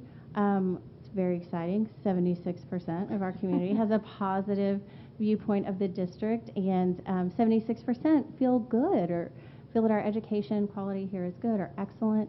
And then people also feel really good about how we manage our money. So 75% have a positive feeling about that. And one of the big takeaways from this slide was that they shared that a lot of districts don't have this, and that it was a notable element of our survey results that our scores were this high. So we felt really good about that and the work that we do for our taxpayers and students. Have we done this survey before? No. This was our first time, and we really felt like the data was just needed to inform our Yeah. bond planning committee. Yeah. Yeah. Okay, thank you. How many questions were there? Well, if you look, you have a handout. Yeah, I'm gonna send the handout down. Dr. Knoll's going to send them around, and so I believe there were 34 questions. It was and very then there were thorough. some. It was like 30 minutes, I think, for the people that took it. And this is just a brief overview for you. We have the entire presentation that was made to the bond planning committee is posted online. You're receiving the results, and then a copy of the slides that I'm speaking through. Was the survey just sent to them? No, it was a phone call. Okay. Mhm. Oh, so you had to answer the phone. Yes, yes. So you had to answer the phone. I was counting out. Yeah. So question 4 of the survey presented an initial ballot. And this question said, essentially, at some point in the next year or two, Conroe ISD may call for a bond election in the amount of $1.5 billion that will result in a property tax rate increase. So this question was testing several things. It was really looking to see if people were aware of the required ballot language, such as requiring a property tax rate increase. Mm-hmm. And then the dollar amount was just kind of an average from the different models that we've been seeing, just to kind of gauge a middle of the road response. And so 52% of the people surveyed, without knowing anything else, said, sure, this is great. So that was very interesting to hear, and we'll see how the perceptions change at the end. Hmm. So then the respondents were presented with questions asking for different dollar amounts on the bond packages. And so they range from 1.3 to 1.7 billion, and you can see highlighted in yellow the estimated cent tax increase associated with it. And so the percentages on the left-hand side of your screen is when the questions were presented to the respondents in lowest dollar amount going up to highest dollar amount. And so you can see that when respondents were asked about 1.3 billion, 78% were for, And then you can see how it goes down to 28% once you got to 1.7 billion. But on the right-hand side of the screen, you can see that people who heard the $1.7 billion number first, 59% were for that. Yeah. And so it just shows, again, how presentation matters. But one of the big takeaways from this is that 1.6, 1.7 billion essentially have about the same level of approval rating when the larger dollar amounts are shared first. The marketing concept of anchoring. It's marketing 101, yes. Yeah. But, I mean, of course, at the end of the day, everybody wants to pay less for things, so the lower dollar amount was always more popular. So, general positions on growth. Do you think Conroe ISD has enough schools and classrooms to meet the needs of the district over the next 2 to 4 or 5 to 10 years, or do you think it needs more? 65% felt like we needed more. 69% felt like the best way to address growth was by building new schools. I found it very interesting that 27% were okay with adding portables. It's just interesting the different perceptions that people have in addressing that. Do the colors represent that? Do the colors correspond to the distribution of the people surveyed? I do No. not believe so. I think it's just to make it visually appealing for you. Is there a way to tell what the different areas?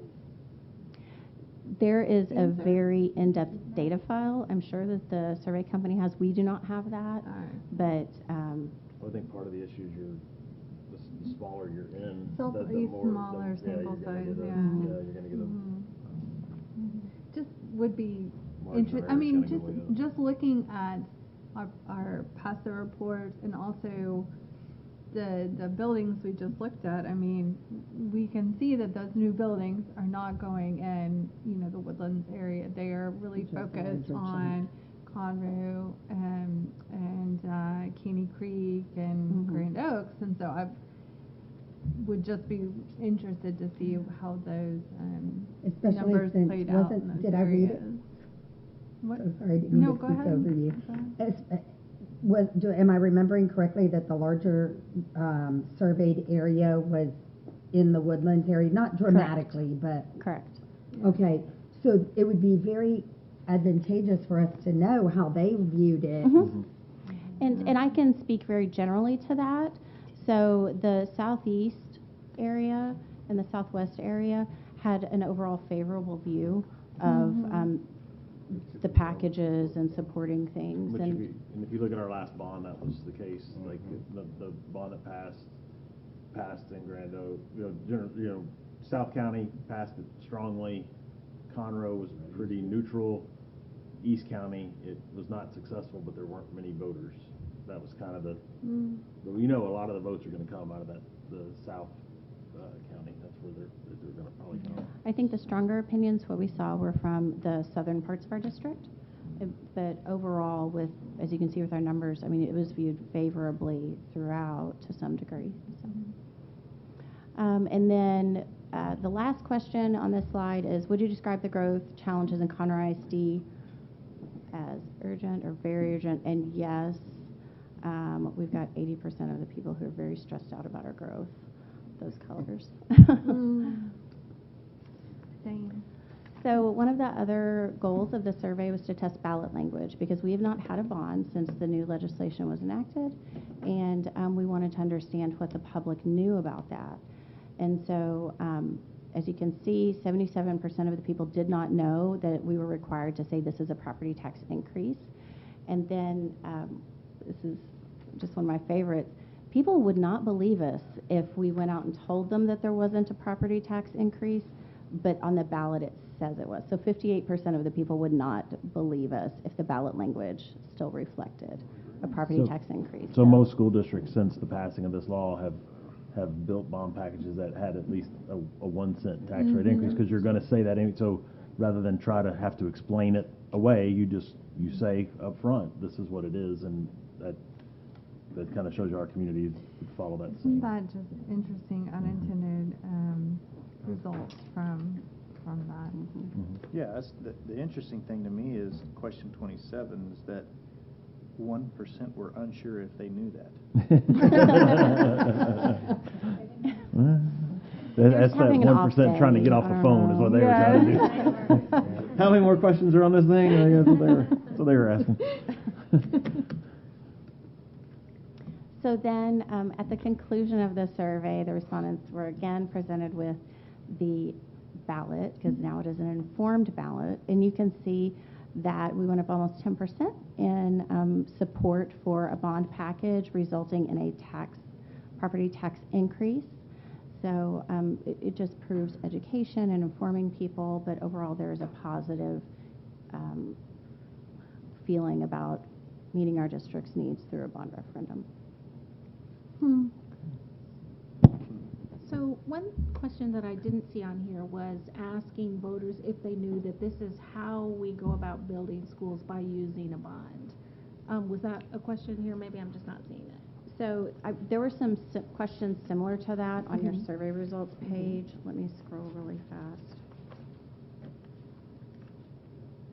Because many people think that that a bond is not necessary, or realize that that is how Texas expects districts to build schools, is by taking out bonds. Yes, so question 21 addresses that. It's on page 4 of your survey handout. It's at the bottom, and it says, did you know school districts do not receive state funds to build new schools?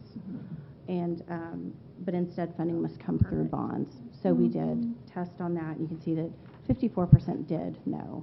The next one should say, did you build your house out of cash? We did not ask that question, but that's a great one I for want a to hang future out with those survey. people. They did. Yeah. They're living right. And then, if you flip to the next page, question 22, it poses the mortgage question. To your point, Mr. Williams, it says, did you know that a bond is much like taking out a mortgage on your home? So a little bit educational, but really just trying to understand what our community knows about the bond process. Thank you. And we will have the capability of, once a bond package is built, we can take that package back out and survey like this again to get feedback before you have to call it, so we can get you that information to tell you, if there are certain items that either by their addition or omission are causing problems, then we can give you that data as well. So. That's interesting. 74% of these participants do not actually have children attending Conroe ISD school, and that just goes to show you that it doesn't matter if you have a child in school. You understand that your property is also tied to a superior school system, and the ability to sell your property at premiums, which we enjoy here, is directly tied because people want to move here for this school district. So I think that's really encouraging to see that. Agreed. Absolutely. Yeah, I know that I've talked to the EDPs and around here, and they say that when companies are looking to relocate, that's the number one question they ask. What are your schools? What are your schools doing? Yep. All right, here we go. Land. So good evening. We had a great group. We had a lot of questions. We talked about land, which is really important, along with money. It all starts with good quality land. So we talked about it, and in the process of doing so, we really talked about what we look for in purchasing land, the amount needed for different specific types of schools, the timeline to acquire, and so we did a little visualization activity of what an acre looks like. And so in the process, I really pulled out 4 slides tonight, which I think were helpful to the committee, and I believe these will be common names to you. But if you look at it, we're going to start with 2 slides that talk about district land inventory and district land contracted. And then I'm going to show you a satellite view of what we own, and I think that's really helpful. And then we'll talk about what we're pursuing going down the road. So if you look at the district land inventory of what we own, these are common names. You've seen a lot of these in the news. You know about them. Remember McCaleb Road? I would specifically pull that one out. That is adjacent to Annette Gordon Reed Elementary. That's the land we own that we can put an elementary or an intermediate site on the east side of Annette Gordon Reed Elementary off McCaleb Road. As far as land that we've contracted, here's what we're looking at, and these are familiar names, and I salute you. You allowed us to pursue that bottom one, F 1314 or 336 South, at the last board meeting. So we're currently in the process of contracting these sites, and that is the acreage. And these are better represented by this picture, so you can look and see. And hopefully you can see the purple represents, you can see what we're in the process of owning. You can see in the green what we're under contract, and the yellow orangish color is what we are negotiating. So what stands out as I put my readers on, because they're necessary at this point, is that you see the purple on the east side on 242 is our segments that we own. You see down in Woods' Reserve and Grand Oaks, you see areas that we're moving under contract, and you can see up top the yellow orangish spot on the southeast loop. That is what we are negotiating. And then on the far left side, the west, you can see what I talked about off McCaleb Road. So this is a good aerial view, satellite view of what we own. And so we are looking to continue to develop and acquire more land to acquire schools that we need. This slide is specifically ambiguous because we would not want to give too much information and lose a competitive ability to price out specific parcels. But we are actively looking at these specific sites of this size. In fact, this afternoon, Mr. Foster and I went and visited the site, looking on site, boots on the ground. But this is what we're looking for. I think this is really helpful, this particular slide. And so the group, I think they enjoyed learning about the land process, and we fielded a lot of questions. If you go back to your map, just if you think about that heat map we showed where all the growth was, if you superimpose that on here, you can kind of guess where we need, that upper right-hand corner where you don't see any colored dots. That's an area where we probably need to add a couple of colored dots at some point, just kind of directly east and south of 105, but north of 242. That's an area that potentially, if you're going to draw circles, there'll be a circle there, and then potentially another circle out to the west in Conroe, just because of growth out there. But also to due west side, you can also see the green dot under contract on Old Conroe Road. There's a section there. And what I think is interesting that a lot of people don't know, if you go north of 1488, but south of the river, and you go west of 45, we have 2,700 students that live along that corridor just north of 1488. There is a lot of growth happening all over. And we tend to focus on Grand Oaks and Caney Creek, and we're going to focus from time to time on West Conroe. But we still have growth all over. So there are a lot of kids. Well, the interesting thing about that little quadrant that he just mentioned, so north of 1488 and west of 45, 2,700 kids, not a single school. Yeah. There are no schools in that area because the developer wouldn't sell us anything in the large neighborhood there. But that's... And that is something that the bond committee is looking at. They will, yes. Well. So when we visit about, we'll have an opportunity to kind of sell them on each of the new schools, and then they're going to have to decide which which ones. But the selling point on that Old Conroe Road is we are moving a lot of people down into the Woodlands, which creates a lot of traffic flow, into Bush.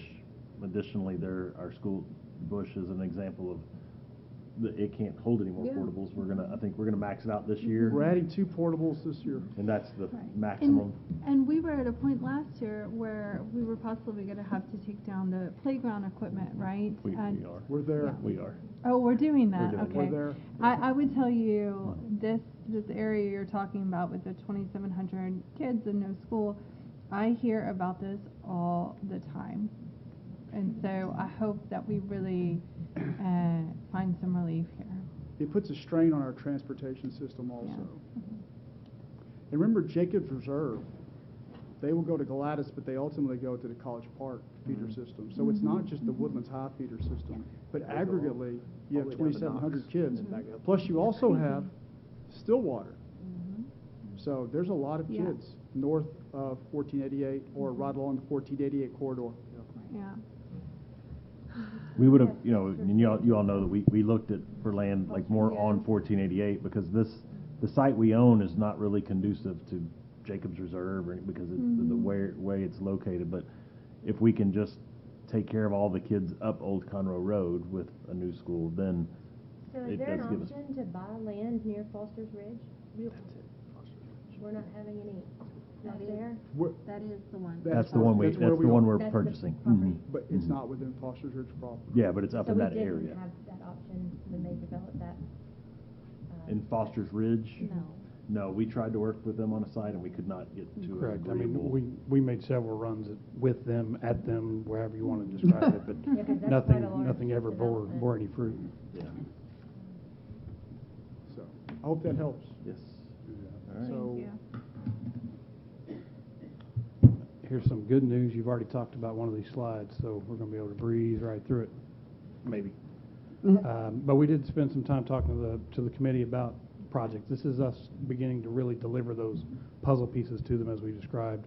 This is the list of the capacities, new campuses in no particular order, so it's just a list of campuses that would provide new seats for students to in, and this is what my model was based on to talk about construction and inflation earlier in this meeting. We also talked about capacity additions. These are additions where we've got portables there and they've been there for a long, long time.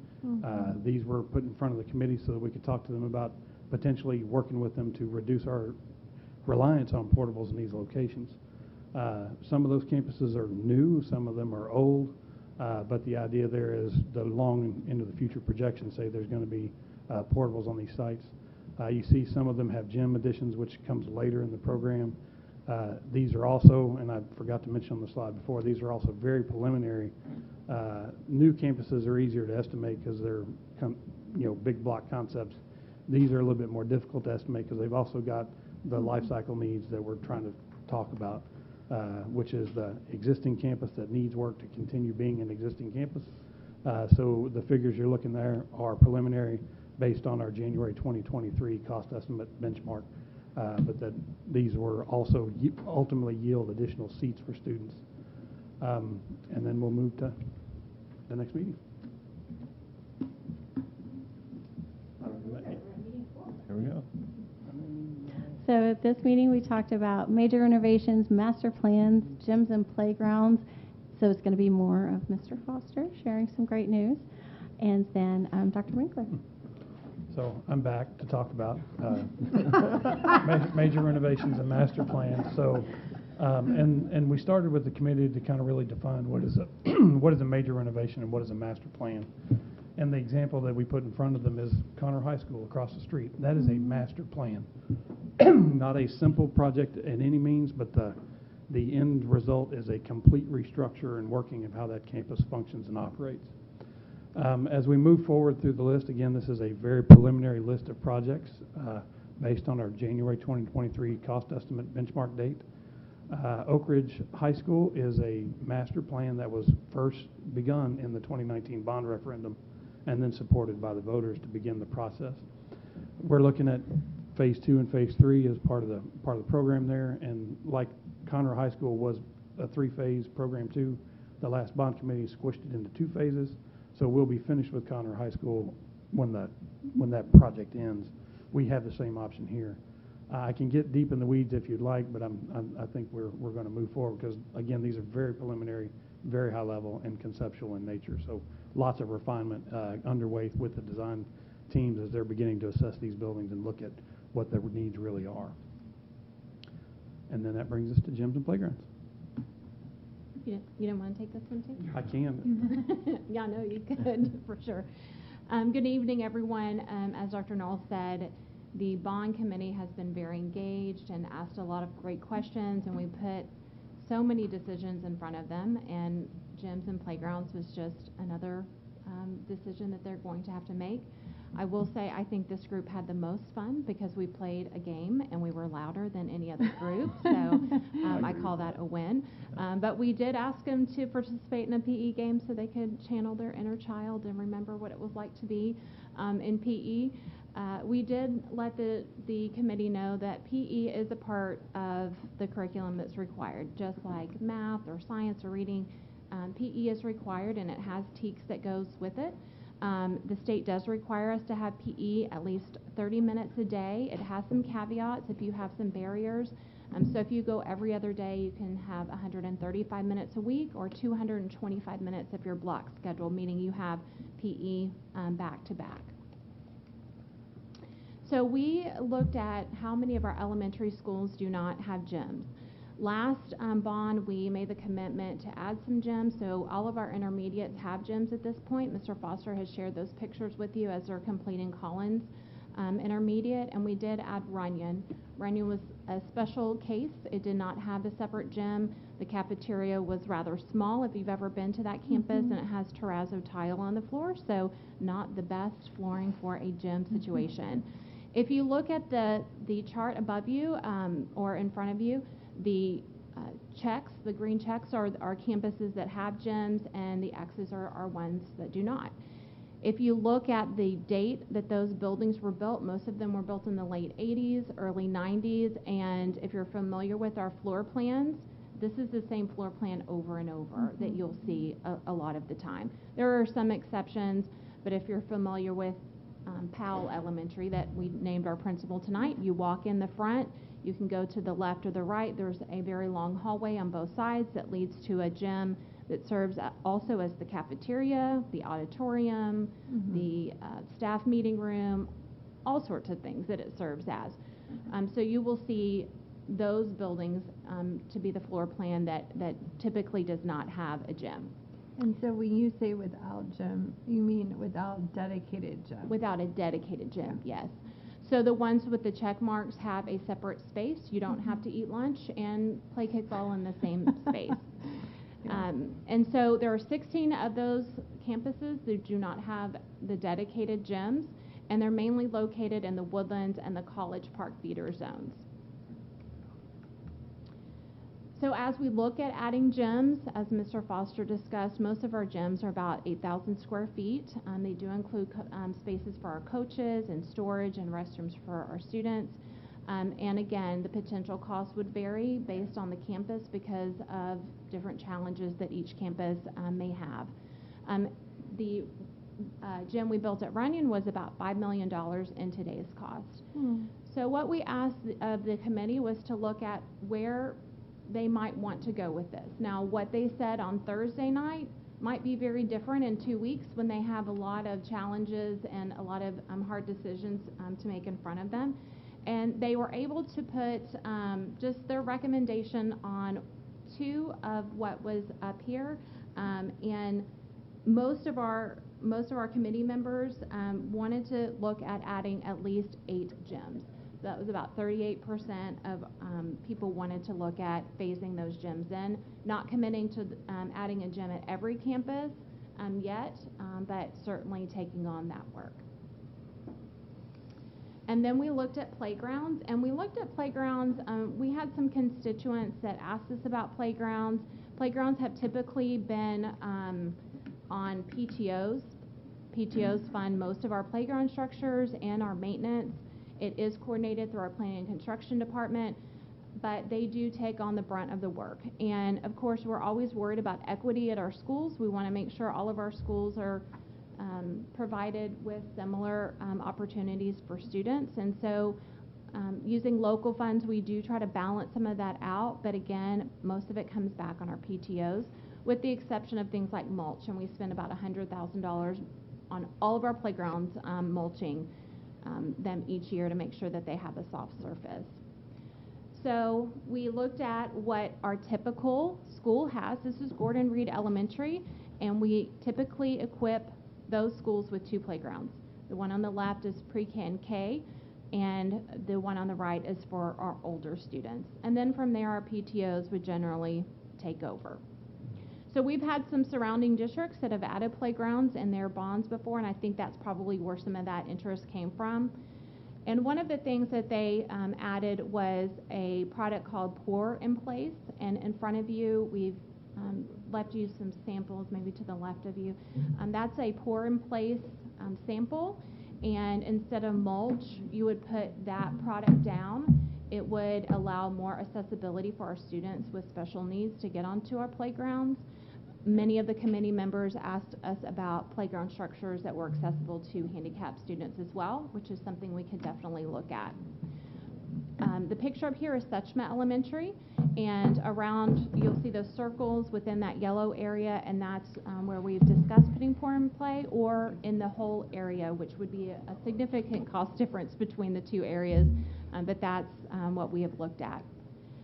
So we gave them some options to look at 37 campuses, and I say 37 because we would include Bartlett. We don't have that built into the budget as of yet. We just wanted to see what their interest would be. Knowing that every playground is very different. We have pictures of every playground in our district and what that looks like, but where would their level of interest be? And we asked them, do you not want to take on any of this work in this bond package recommendation, or do you want to go all the way up to $2 million, which is what a surrounding district did, which had no interest at all for $2 million. I was not surprised, but that's what it was. But between the 250,000 mark and the 500,000 mark for each campus, we had about 76% of the committee members that wanted to explore that.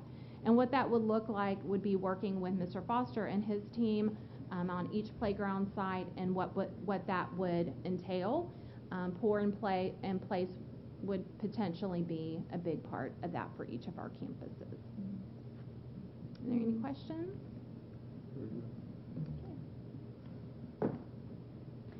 So one of the fun things we did at this last meeting is we actually broke the committee up into thirds. And so you've heard from 2/3 of the rotations, and the third part of the evening was voting. And so a third of the group went and heard about gyms and playgrounds, a third were with Mr. Foster, and a third went to a conference room with Dr. Knoll for question time, and then we presented them with what we believe is the final format that we're going to do our voting. We've tested out a couple of options, via paper or other things. But we, committee members were presented with iPads where they could vote anonymously. They signed in to enter the room, and then they completed the survey on the iPad. And I'm very excited to give you the results of one of those questions. We had consensus on how we define consensus, both of which are 66%. So, I don't understand. Yeah.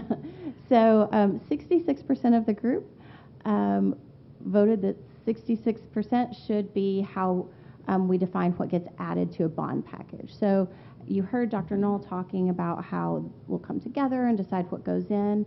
And so this vote is what said that we need 2/3 of the committee, 2/3 of those present to approve something for it to go into the package and to approve the final package. There were some other questions on the survey that were kind of test and working through, like what information we need to provide on campuses when we survey those. But it was a really great experience to give everybody the opportunity to vote anonymously and securely.